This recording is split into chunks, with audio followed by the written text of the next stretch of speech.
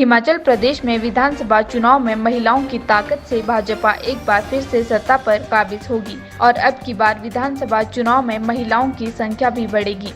उपमंडल बंजार में भाजपा महिला मोर्चा के सम्मेलन को संबोधित करते हुए राज्यसभा सांसद एवं उप सभापति इंदु गोस्वामी ने कहा कि प्रदेश में हर जगह संगठन के द्वारा महिला सम्मेलन का आयोजन किया जा रहा है और इसमें हजारों की संख्या में महिलाएं भाग ले रही है।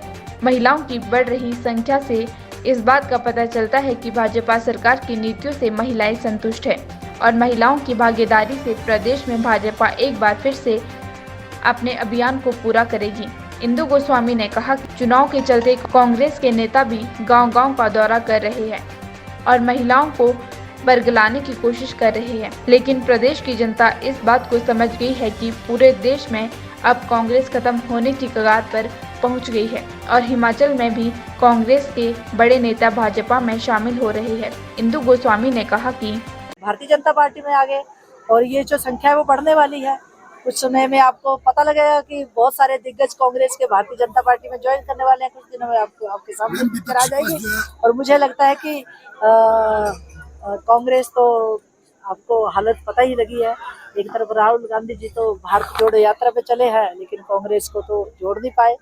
कांग्रेस के लोग धीरे धीरे करके भारतीय जनता पार्टी में अपना विश्वास व्यक्त कर रहे हैं।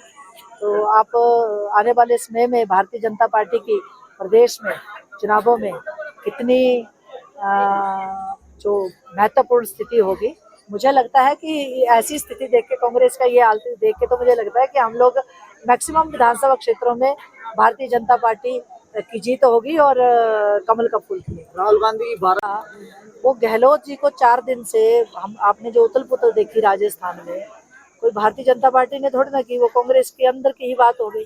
आपस में जो लड़ाई झगड़ा हुआ वो किस लिए हुआ? क्योंकि वो राष्ट्रीय अध्यक्ष बनाने के लिए गहलोत जी बोल रहे हैं कि मैं राष्ट्रीय अध्यक्ष नहीं बनूंगा, वो बोल रहे हैं जी आप बनो। अब कोई जब राष्ट्रीय अध्यक्ष नहीं बनना चाहता है कांग्रेस पार्टी का, इनके ही नेता नहीं बनना चाहते क्योंकि उनको विश्वास नहीं रहा है जो कांग्रेस का नेतृत्व है, और प्रदेश में आपको 2 कार्यकारी अध्यक्ष भारतीय जनता पार्टी ज्वाइन करके और 2 एमएलए इनके भारतीय जनता पार्टी ज्वाइन करके, तो इसके बाद फिर आप क्या सोचते हैं कि कांग्रेस को भारत जोड़ो यात्रा इनकी सफल होगी? हमने, हमारे देश के प्रधानमंत्री ने, हमारे देश के गृह मंत्री ने हमेशा जब उन्होंने सत्ता संभाली थी तो उन्होंने ये वायदा किया था देश की जनता से के साथ कि हम कांग्रेस मुक्त भारत करेंगे। तो मुझे लगता है कि बहुत दिन दूर नहीं है। अभी अगले नवंबर में जब चुनाव होंगे छत्तीसगढ़ और अपने राजस्थान में, तो वहाँ भी कांग्रेस की सरकारें जो है वो उखड़ जाएंगी। भारतीय जनता पार्टी का वहाँ भी परचम लहराने वाला है। तो भारत जो है कांग्रेस भारत की देन है जो हम भुगत रहे हैं। उन्होंने 65 साल में महंगाई खत्म क्यों नहीं की? उन्होंने बेरोजगारी खत्म क्यों नहीं की? 8 साल में बच्चा 20 साल का नहीं हो गया। प्रधानमंत्री जी का शासनकाल 8 साल का है देश में। जो 20 से 24 साल का बच्चा है, अगर कांग्रेस ने सही नीतियां, निर्णय और कार्यक्रम योजनाएं चलाई होती तो आज देश में बेरोजगारी ना होती। बेरोजगारी, भ्रष्टाचार, महंगाई, अलगाववाद, सारी समस्याएं कांग्रेस की 8 साल में, और आज देश उनको भुगत रहा है। लेकिन देश के प्रधानमंत्री ने जो विकास की गाथा लिखी है वो निकट भविष्य में देश के युवाओं को निश्चित रूप से रोजगार के द्वार खोलेंगे। और कोरोना काल में जो थोड़ी बहुत देश की अर्थव्यवस्था में उथल पुथल हुई थी अर्थव्यवस्था, उसके कारण थोड़ी बहुत महंगाई बढ़ी है।